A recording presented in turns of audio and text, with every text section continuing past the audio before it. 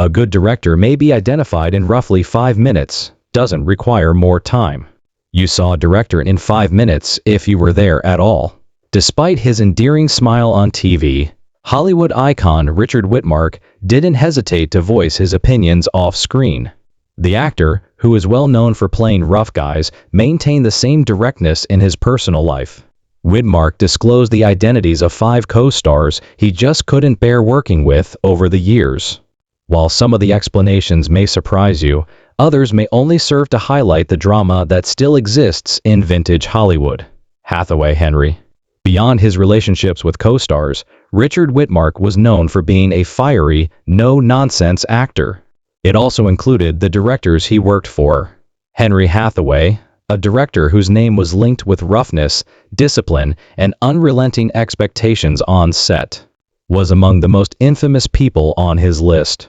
Widmark and Hathaway worked together on a number of movies, such as The Last Wagon 1956 and Garden of Evil 1954. Projects that not only demonstrated Widmark's skill, but also frequently put him at odds with a guy whose tactics he detested. Hathaway's method of direction was as exacting as it was strict. He gave commands with a commanding presence that borked no scent, treating the movie set like a military operation. Actors were pushed to the limit of their endurance as scenes were replayed endlessly until they satisfied his rigorous requirements. Hathaway thought that in order to capture genuine performances, control and intensity were crucial. However, this approach was demeaning, dehumanizing, and unduly harsh to many, including Widmark. His unquestioning demands for obedience left little opportunity for cooperation or innovative ideas. Widmark, who was well known for his own fierce commitment to his profession, was annoyed by Hathaway's strict techniques. Although he appreciated the work's expertise, he found the disregard for the performers on set intolerable. Widmark found Hathaway's aggressive methods, yelling, reprimanding, and maintaining a tight grip on the cast, to be abusive. He didn't hold back in his subsequent views, notoriously calling Hathaway a son of a man who treated performers with no basic respect. His annoyance extended beyond a single production. It was a constant cause of conflict in several movies. The outcomes of their cooperation were indisputable, notwithstanding their personal hostility. Both Garden of Evil and The Last Wagon were commercially successful, and Widmark's standout performances cemented his place as one of the era's leading men. Widmark's experience with Hathaway exemplified this dichotomy, professional success veiled by personal suffering. He understood that although Hathaway's techniques were severe and frequently vicious, the resulting films were hard to dispute. It was a typical example of the conflict between temperament and artistry. The process caused scars behind the camera, but the final outcome is displayed on screen. Widmark's criticisms on Hathaway aligned with his larger views on Hollywood professionalism. He demanded respect and cooperation from others and held himself to high standards. Widmark was frustrated by Hathaway's rigid approach and resolved to establish his own authority wherever possible because it conflicted with this ideal. Despite the heated arguments and brewing animosity, Widmark stayed dedicated to his art because he knew that spectators would like his pressure-honed performances. A more comprehensive understanding of mid-century Hollywood cinema can also be gained from the Widmark-Hathaway dynamic.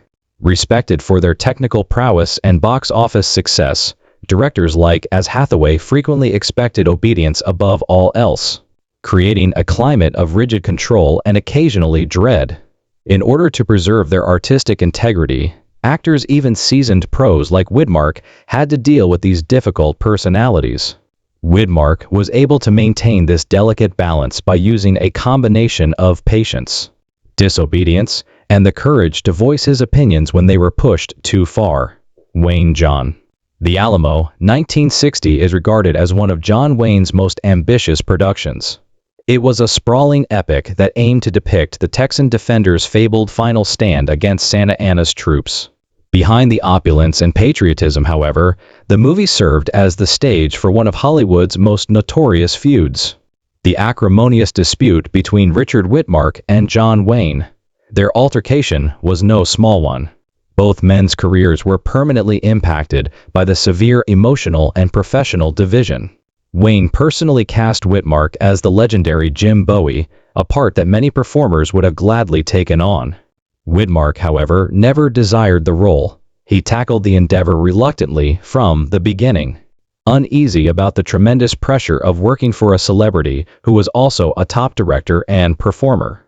Wayne was renowned for his strict directing technique. He insisted on having complete control over every element of the production, including the actors' performances and shot framing. This was stifling to Widmark, who took great satisfaction in his artistic contribution and professional discipline. Their workplace relationship rapidly deteriorated due to Wayne's demand on unilateral authority grading. Differing perspectives on the world added to the two men's friction. Widmark's private misgivings regarding Wayne's conservative views frequently influenced the patriotic themes of the movie. Widmark found it difficult to reconcile these ideas with his own viewpoints, but Wayne regarded himself as a champion of classic American values. Their disagreements extended beyond their private conversations. A lot of them spilled onto the scene. The filming schedule was disrupted and a tense atmosphere was created on set as crew members recalled fierce arguments between the two, some of which lasted for hours. The conflict was just as captivating to those who saw it as any of the film's scenes. Later on, Widmark called the whole encounter dreadful, simply awful. He was tired and frustrated from working so hard under Wayne's obstinate control. In addition to the demands of the production, he had to contend with the directors and the lead actors' personalities all the time. Widmark's ideas or interpretations were frequently rejected outright, while scenes were continually remade to meet Wayne's rigorous standards. There was a conflict of wills. Wayne's dictatorial style to filmmaking contrasts with Widmark's dedication to professional refinement. The hostility went beyond the timetable for filming. In subsequent interviews, Widmark acknowledged that he never forgiven Wayne and that they never made amends. This conflict remained unresolved, establishing an unusual and enduring animosity between two of the most legendary individuals in Hollywood. In contrast to many other disputes that eventually fade or are covered up by publicists. The tension was evident not only on the set, but also in the interviews and anecdotes that surfaced decades after the movie's premiere. The aftermath of their altercation provides an insightful look into the demands of star-directed Hollywood films. Widmark's viewpoint draws attention to the human cost of the display, even if Wayne's plan for the Alamo has been hailed as magnificent and patriotic. The emotional toll, interpersonal conflicts, and creative annoyances that performers who were subject to an unyielding legend endured. Their conflict illustrates the difficulties of teamwork in a society where politics, ego, and creative control frequently clash. Carlson, Phil. Richard Widmark had an unprecedented amount of creative power over the 1961 espionage thriller The Secret Ways, but it also served as the backdrop for one of his most heated arguments with a filmmaker. Widmark had a stake in the project's artistic approach because he co-produced the movie in addition to starring in it. His wife, Jean Hazelwood, wrote the screenplay, which was based on a desire for emotional honesty and realism rather than the ostentatious escapist tone that dominated popular espionage movies at the time. Widmark anticipated the production to match his idea of a plot that was based on moral conflict, psychological stresses of covert operations, and believable stakes. A director with a completely different perspective, Phil Carlson, enters the scene. With a background in action movies and taut noir thrillers, Carlson aimed to add a more light-hearted James Bond flair to the proceedings. Exaggerated scenes, witty on-liners, and fashionable touches that prioritized entertainment above reality were his favorites. Even at the sacrifice of rigorous reality, Carlson saw the plot as a chance to provide viewers with a sense of cinematic enjoyment. The creative ideologies of Widmark and Carlson were clearly headed for conflict from the very beginning of filming. It was a private and public conflict. Widmark regularly questioned Carlson's decisions because he was very protective of both his personal vision for the movie and his wife's script. Widmark insisted on more realistic performances and a tone that mirrored the original ideas of the text. Therefore, scenes were reshot numerous times. Carlson, on the other hand, reacted angrily to what he saw as meddling, claiming that Widmark was going beyond his authority as co-producer and star. Due to the cast and crew being torn between the two men's divergent artistic sensibilities, the set mood became tense. Despite their unwillingness to compromise, both were dedicated to the project's success, which put everyone under a lot of strain. Widmark became increasingly frustrated as the filming went on. He thought Carlson's method diminished the psychological reality that made the spy story so gripping and undercut the plot's emotional stakes. In order to make sure the movie matched his vision, Widmark took matters into his own hands by the last week of production and took uncredited directing control. This was a daring and contentious move. It demonstrated Widmark's dedication to authenticity and his readiness to take decisive action when he believed the story's integrity was under jeopardy. It also showed his versatility as a producer and de facto director who could shape a production from several perspectives. In addition to his abilities as an actor, The Secret Ways was eventually finished and represented a compromise between the two conflicting ideologies. Despite the internal strife, Widmark's emphasis on realistic performances and narrative reality made sure that the movie maintained its sense of suspense and authenticity even while Carlson's artistic elements were still evident. The intricacies of collaborative filmmaking were brought to light by this delicate balancing act, especially when several powerful personalities and artistic beliefs collide. A recurrent topic in Widmark's career is exemplified by the Widmark-Carlson confrontation. His readiness to take charge in order to defend his artistic principles. He put the authenticity of the performance and the integrity of the tale above courtesy or diplomacy, whether he was addressing directors, studio executives, or co-stars. Even though these confrontations could be draining and tense on a human level, they frequently yielded captivating on-screen outcomes. Even if Carlson's flair gave a spice of cinematic excitement to The Secret Ways, Widmark's intervention made sure the movie remained grounded and intriguing at its core. Marilyn Monroe. Richard Widmark entered a set already humming with excitement as he played the opposite of Marilyn Monroe in Don't Bother to Knock in 1952. Monroe was no longer merely a budding celebrity. She was quickly becoming as Hollywood's most promising new star, a captivating figure whose name attracted viewers.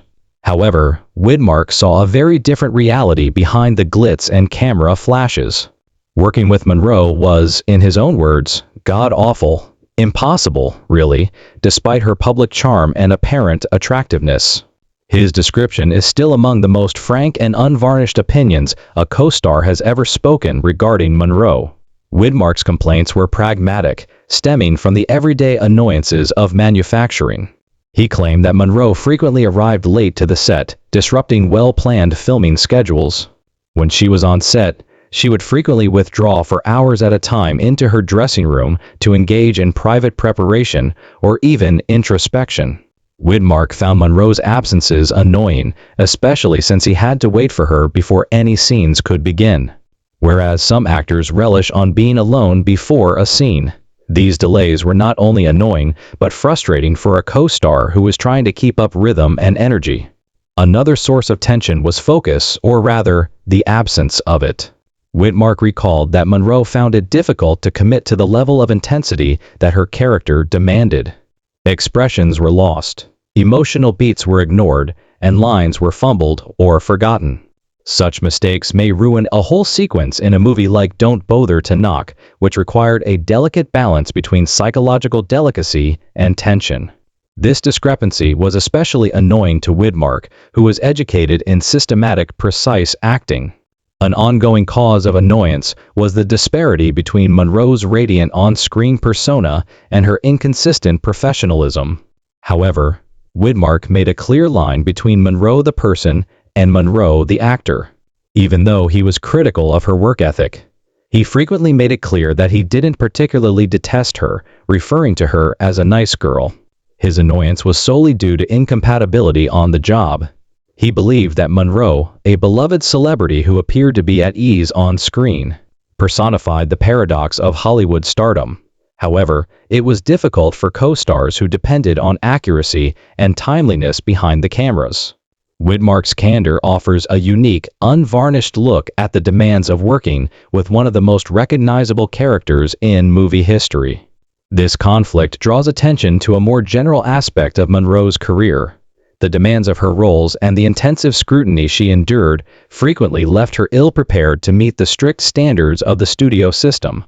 Despite her image of sweetness, innocence, and irresistible charisma, even as audiences fell in love with Monroe, her co-stars occasionally found it difficult to deal with the realities of working with her. Widmark's testimony demonstrates the conflict between unbridled talent and professional discipline. Hathaway Henry. Although far from cordial, Richard Widmark and director Henry Hathaway had a legendary working relationship. Known for his ferocity on and off screen, Widmark frequently fought with directors who used authoritarian methods. And Widmark frequently used his scathing tongue to criticize Hathaway for his demanding, militaristic attitude. Widmark's famous description of Hathaway as a son of a pig encapsulated Hathaway's unyielding attitude to filmmaking as well as the actor's frustration. Hathaway was a lightning rod for Widmark's frustration and disobedience, but he was also one of Hollywood's most exacting directors because of his emphasis on discipline, multiple takes, and complete compliance from his cast. Mutual annoyance and verbal sparring were not the only sources of their friction. On site, they sometimes turned into full-fledged altercations. The Making of Kiss of Death 1947, a movie that would go on to become one of Widmark's career-defining roles, is one noteworthy instance. Hathaway constantly reprimanded the group in his loud, authoritative manner, expecting accurate, dramatic performances from his performers. Widmark, who took a professional approach to his work yet demanded some level of respect in return, finally had enough. The production was briefly in disarray when Widmark left the set, feeling humiliated and irritated by Hathaway's caustic remarks. But the standoff was short-lived. After his sudden departure, for a lunch break, Widmark and Hathaway parted ways. Both men appeared unwilling to end the tight, silent pause. According to set reports, there was mutual awkwardness during the lunch, with both men harboring unsaid resentment. The break, however, turned out to be a pivotal moment in spite of the awkwardness. Widmark returned to the set after the dinner, indicating a grudging ceasefire. Even though the tension persisted, this brief reconciliation made it possible to continue filming and highlighted the actor-director's complex dynamic, a combination of conflict, compromise, and reluctant professionalism. Widmark's thoughts about Hathaway show that their relationship is dualistic. He was obviously annoyed by Hathaway's strict, frequently harsh directorial manner. On the one hand, Widmark's patience was frequently put to the strain by the unrelenting pressure, harsh orders, and disregard for the performers' viewpoints. However, Widmark's practical approach is evident in his readiness to return to the set following the lunch stalemate. He understood that the demands of the trade and the significance of finishing the endeavor outweighed personal frustrations.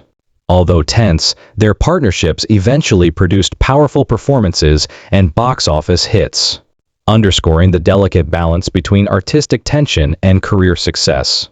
A recurrent motif in Widmark's career is shown in this pattern of conflict and settlement. His professional dedication to the task at hand, combined with his refusal to keep his ideas to himself, especially while collaborating with respected directors. Although Hathaway's approach infuriated Widmark, spurred him to give some of his most memorable performances and forced him to face great criticism. Even while it was frequently uncomfortable, the two men's conflict served as a spur for creativity, showing that even if high-pressure situations were personally exhausting, they could result in outstanding movies. Seeing Widmark's unvarnished descriptions of these encounters provide a unique look beneath the pristine exterior of vintage Hollywood. They expose the human cost of creating timeless movies, the irritated, proud, and silently negotiated moments that molded performances and built careers. It becomes evident from re-examining his conflicts with Hathaway that their relationship was more complex than just hostility. Instead, it was a complicated interaction between talent, stress, and, in the end, professional respect. This dynamic is exemplified by Widmark's brief walk-off in Kiss of Death, which captures the tug-of-war that marked his encounters with directors who expected both obedience and perfection.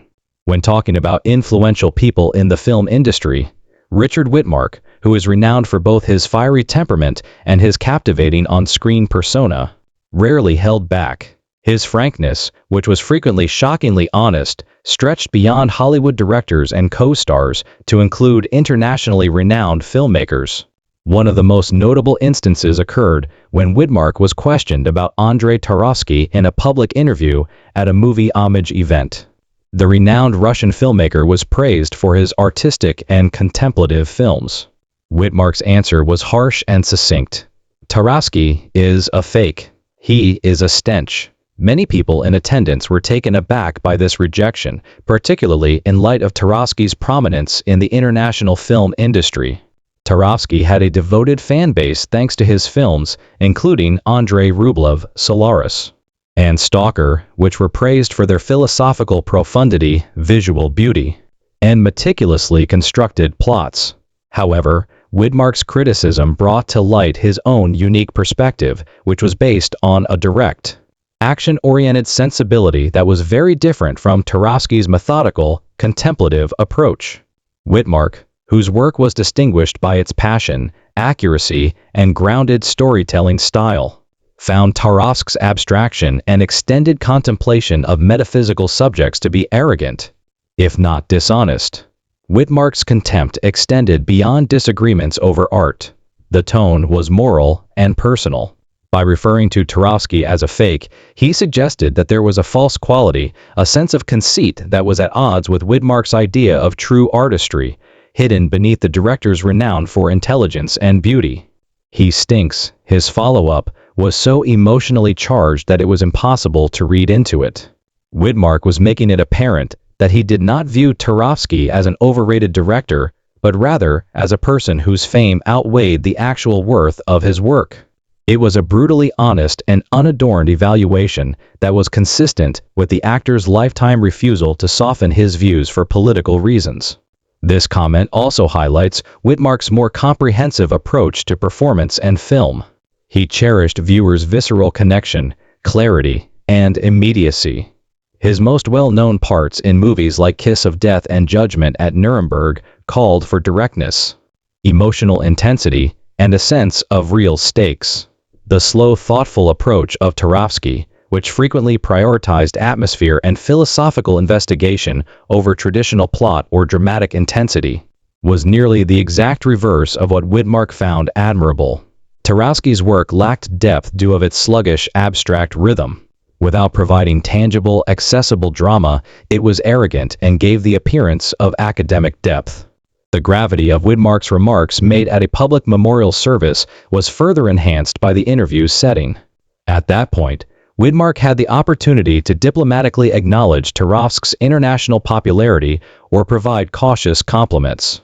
He opted for harsh honesty instead, solidifying his image as an actor who isn't scared to voice his opinions despite any criticism from cinephiles or critics. This inability to moderate his views on co-stars, directors, or film trends became a defining characteristic of his public persona and solidified his reputation as an outspoken and occasionally divisive figure in Hollywood. Widmark's criticism of Tarkovsky is especially significant because it reflects a larger trend in his work, a persistent emphasis on substance over style, authenticity over renown, and pragmatic creativity over abstracted thought. Widmark's viewpoint serves as a reminder that fame and success do not always coincide with one's personal preferences or artistic philosophies, even if Tarkovsky would later be hailed as one of cinema's greatest innovators. Tarkovsky's brilliance, in Widmark's opinion, was meaningless if it did not appeal to the visceral, grounded sensitivities he cherished in acting and storytelling. How do you feel about the co-stars Richard Widmark particularly despises? Please share your thoughts in the space provided below. We hope this video has been useful to you. If you enjoy it, remember to subscribe to the channel, share it, and give a like. I appreciate you viewing, and I hope to see you in the upcoming videos. Farewell.